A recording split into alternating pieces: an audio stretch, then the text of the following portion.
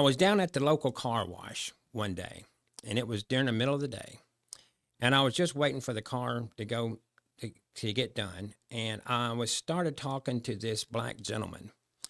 Uh, this is not his name because I'm changing his name, but let's just call him Barry. Um, and he was extremely nice, extremely nice. So I knew that he was probably selling drugs, just the way he was talking. I think he took a big risk because here I am, this cleaned up, nice shaven executive, or used to be an executive, uh, and I'm talking, to this type of person. Um, and he said, "Why don't you join me? And I think we could reach an audience that I'm not able to get to, or I think we could reach customers that I'm not able to sell."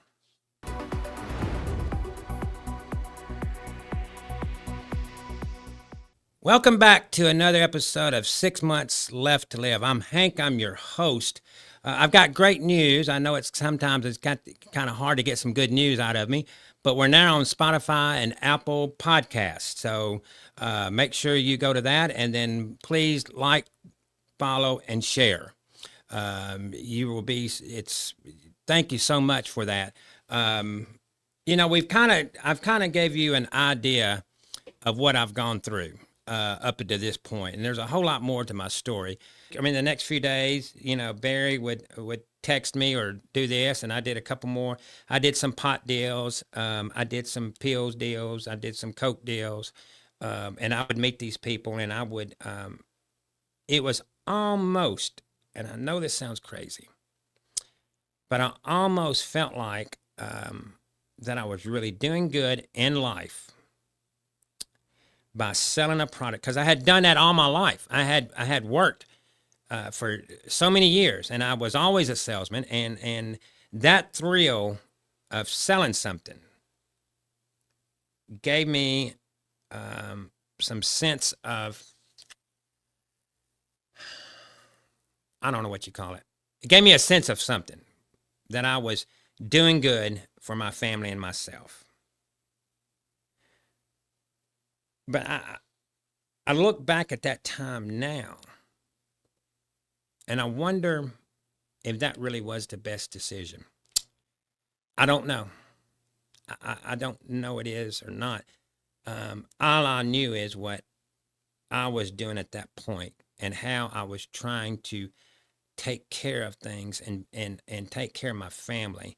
And I knew that I felt guilty. I felt how God would judge me, because it was breaking the law. I mean, I'm a drug dealer.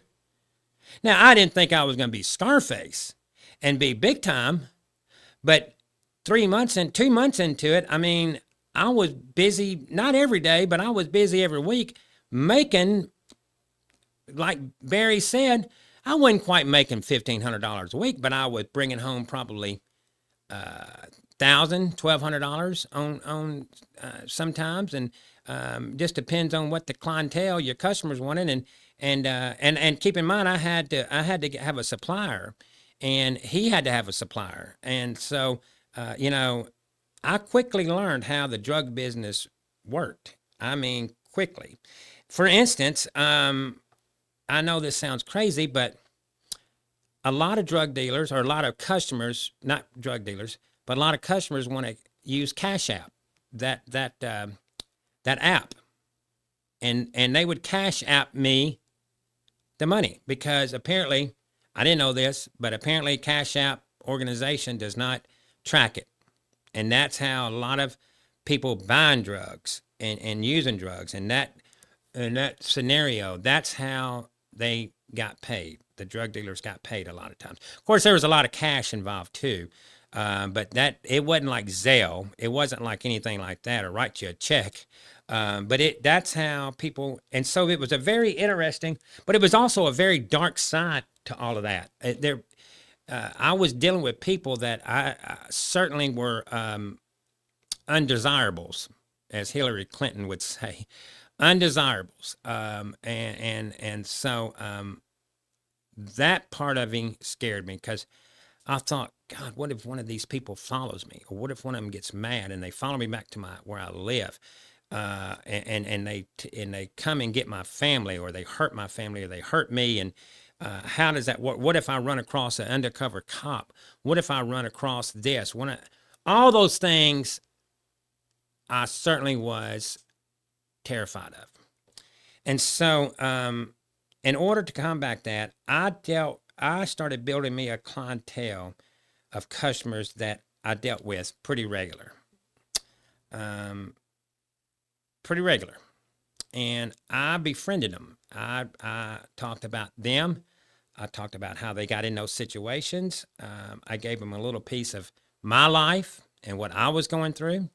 And so it was almost like I had it was like I had a sales route. And so every week or every 2 weeks, they knew to text me what they wanted and what they needed in quantity. And I would get with Barry. And by this time, I had branched out, though, and had found other suppliers for some other things. And I had gone to the suppliers, and I started buying my own products so I could make more money. And so that's how I lived my life for a good long time. It was exciting. It was nerve-wracking. The money. It got so large that I had to finally, because I was putting the cash that I was making in my sock drawer at home. By this time, my wife kind of caught on of what I was doing. Now, she raised 3 sheets of hell. But I told her, I said, I don't want you to worry about this. I want you to not even ask me about it. I don't want you to know about this. You just know that your husband is doing everything he can to take care of his family. And that's all I wanted her to know. I didn't want her to be a part of it. I didn't want her I wanted to take that burden off of her shoulders and her worry. And so I had probably 15 customers on a regular basis that I dealt with only. And it wasn't like I would be somewhere and, oh man, I'm a drug dealer. You need anything? I wasn't meeting people like that. I wasn't out there on the street corner selling. I wasn't getting up at 2:00 in the morning and going out there and cars drive by and they honk. It was nothing like that. I ran it strictly as a business, strictly as just like I had done my whole career. I built it out of trust with the customer, delivering the product like I needed to, and delivering quality product because I knew that would be it. And keep in mind, I wasn't doing any drugs. I didn't do anything. I didn't want any part of doing drugs. None. I was afraid of them, number one. And number two, I didn't want to be, I didn't want to alter thinking with all of this because I was, I knew if I had ever got on that with my personality, I might become addicted. And I didn't want that either. So, but that drug business led to other things as well. As I became friends with some of my customers, those people wasn't living the life of Riley though, and they had a kind of a shady past. And so a lot of them, I realized, were in the gambling business. And they would go to people's houses and they would smoke their pot or do their coke and they would gamble. And I'm not talking penny ante. I'm not talking penny poker. I'm not talking about anything. I'm talking big time. And Barry certainly was in that realm too of gambling because you got that much cash and now you're gambling, you're making more cash. So then I got into that. Then I got into backyard gambling. And I'm a pretty good card player. I can shoot dice pretty good. Always have been. And so, but it was legally. So then I got into gambling and I would go to certain games that I knew about, and we'd meet at someone's house and we'd play cards, and people would be there with guns and knives. And I'm not saying I was I was certainly cautious, and I was certainly scared. But it wasn't a scared like, oh crap, they're going to kill me. It was more of a scare like, what if we get raided? I wasn't worried about my safety. And I tell you why I wasn't worried about my safety. I'd already beat hospice. Now, this is before my 2 brain surgeries, but I already beat hospice, and I'm already got a jacked up disease that's going to kill me. So when you have something like that, your fear goes totally out the window. Now, I know that sounds crazy, but I lived with no fear, none. And I'd always been a fearful person. I've always been cautious. I didn't take chances. I didn't put myself in harm's way all these years. But here I was doing this, and I'm facing my own mortality. I know this sounds crazy, but it was kind of like, the heck with it. I'm dying anyway. I mean, what's the worst that can happen? I die a little earlier, then it's going to kill me? That was my process. That was my thinking. That was it. No more than that. No more than that. So that's how I got into that type of the dark side of all of that. And that was certainly a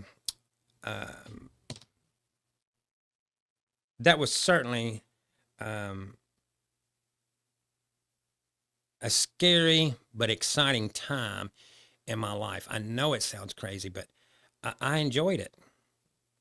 Now, my morals by this point, I've always had good morals, but my morals at this point had kind of gone out the window.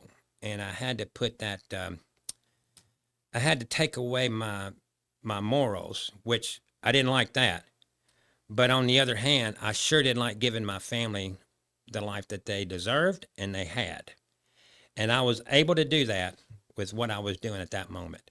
The drug dealing, the gambling, and I did that for a good while, and it was it was good. And I had I remember thinking that these 15 or 16, 17 people that they kind of change in and out, but I remember thinking that they had become, I'm not going to say great friends, but trusted partners, a trusted partner. I remember thinking at one point, maybe I can have these guys over for a pool party. And I was thinking, well, that's crazy. I don't want these people around my kids, but I thought, why not? I trust them. They're good to me and they're loyal to me. But that certainly crossed my mind. So we would have get-togethers. I would go take them out to lunch. I treated it just like I was working in the corporate world. Friendly, nice, honest, good product, delivering on time, all those things it takes you to be successful. That's why I treated my drug business at that point in my life. And that's where I finally got a little bit of, I'm not going to say mojo, but a little bit of mojo of who I was back.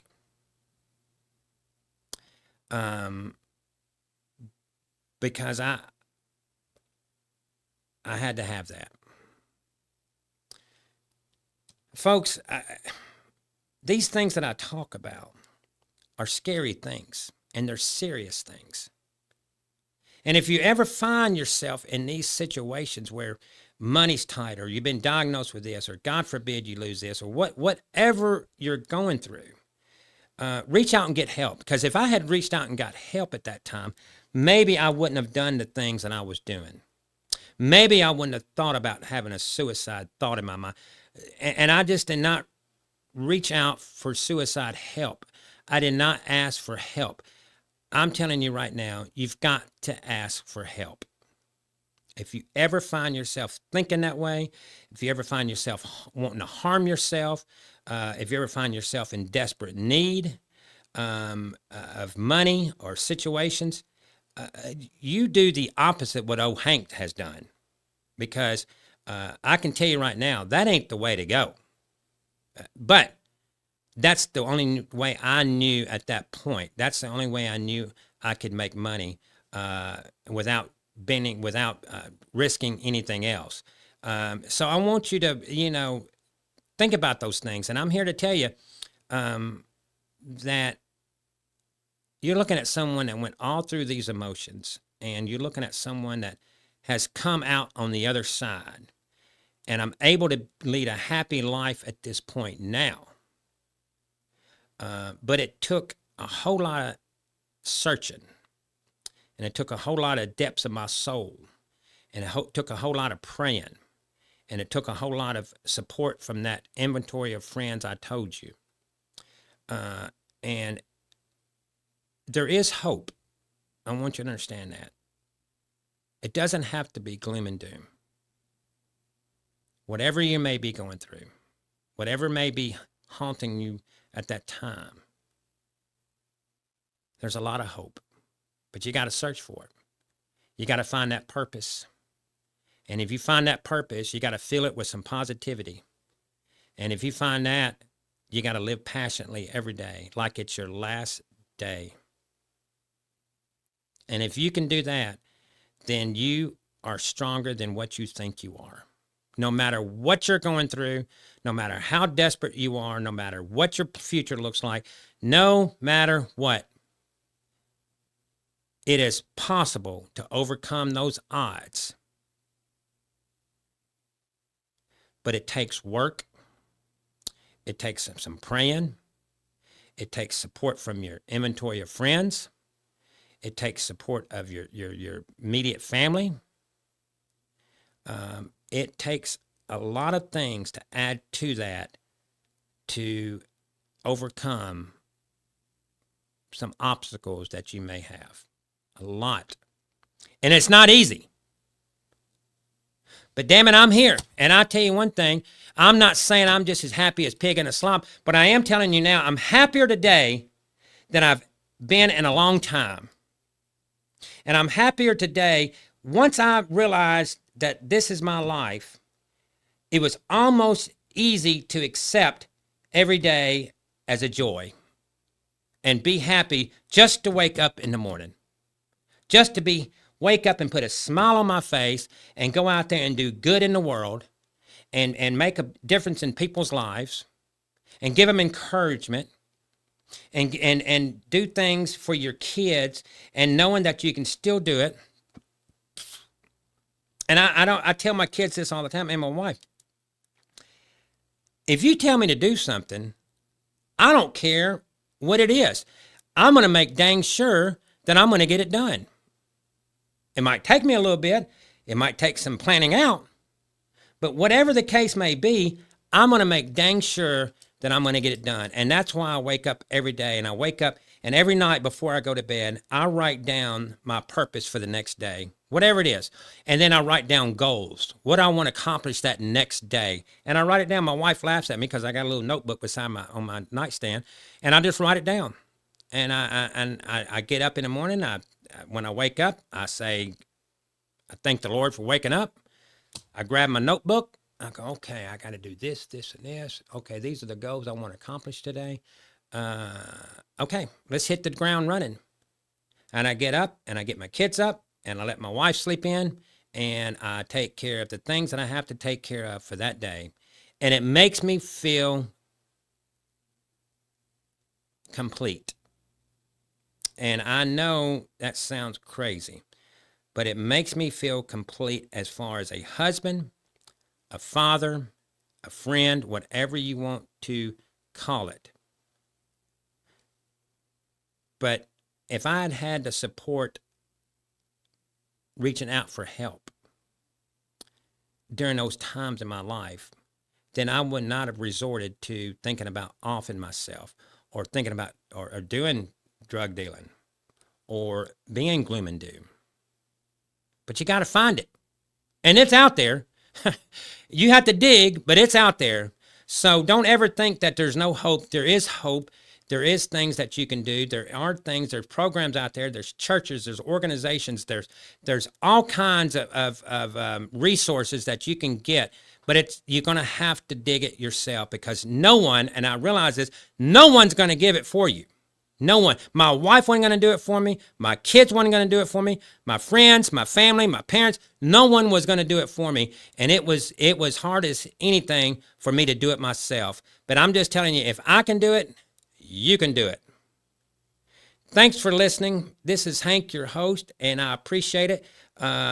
These are things that hopefully will help you in life. Make sure you like, share, and follow. We're on Spotify now and Apple Podcast. Keep following. There's a lot more to tell about my story, and a lot more, because at this point in my life now, you're going to find out as we go along with this podcast how I completely turned my life around, and I'm able to live as happy as I can. So make sure you like, share, and follow Spotify, Apple Podcasts, YouTube, and have a great day.